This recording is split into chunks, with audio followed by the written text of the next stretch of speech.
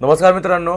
तर भरती करणाऱ्या मुलांचा एक प्रश्न आहे की आम्ही आता पोलीस भरतीचे फॉर्म भरलेत, मग आम्ही हिल मारली पाहिजे का, EBC वर्कआउट केला पाहिजे का, जिममध्ये स्क्वॉटिंग केले पाहिजे का, पॅरेशूट मारलं पाहिजे का, हा जो फिटनेस वर्कआउट आहे तो आम्ही आता केला तर चालेल का, जेणेकरून आमचं 100 मीटर सुधरेल.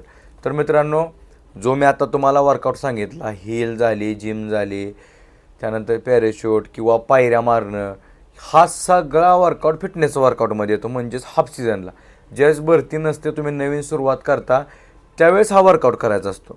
जो मुलगा 5-6 महिन्यापासून प्रॅक्टिस करतो त्या मुलाने अजिबात त्यातला कुठलाच वर्कआउट करू नका. जिममध्ये तुम्ही लाईटली वेट मारल्या तर चालेल एकदम कमी वजनामध्ये, परंतु बाकीचं काहीच करू नका.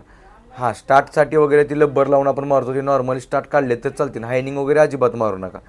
प्लस आता दुसरं म्हणजे जे नवीन मुलं आत्ता भरती निघाली, फॉर्म भरला आहे म्हणून मी तयारी करायला लागलो आहे, आम्ही काय केलं पाहिजे, तर त्या मुलाने प्रत्येकाने जर हा वर्कआउट केला तर त्यांचं नुकसान काहीच नाही. कारण त्यांचा फिटनेस वाढेल, ज्या मुलाचं वेट जास्त असेल त्याचं वजन कमी होईल, पायामध्ये स्ट्रेंथ येईल, या गोष्टी त्यांना फायदेशीर आहेत. परंतु जे जुने मुलं आहेत, 7-8 महिन्यापासून वर्कआउट करतायत, त्यांनी हा वर्कआउट अजिबात करू नका.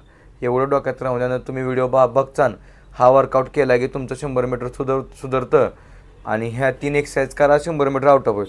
असं जर झालं असतं तर तुम्ही महाराष्ट्रातल्या सगळ्याच मुलांनी आउट ऑफ 100 मीटर मारलं असतं, आउट ऑफ 1600 मीटर मारलं असतं. तर असं काय नसतं मित्रांनो. त्याला व्यवस्थित टेक्निकली वर्कआउट करावा लागतो, टेक्निकली फिजिकल फिटनेस व्हावं लागतं, त्यानंतरच आपलं चांगलं टायमिंग येत असतं. त्यामुळे हा व्हिडिओ जास्त शेअर करा. ज्या मुलाला माहिती नाही त्या मुलांपर्यंत हा व्हिडिओ पोचला पाहिजे. जय हिंद.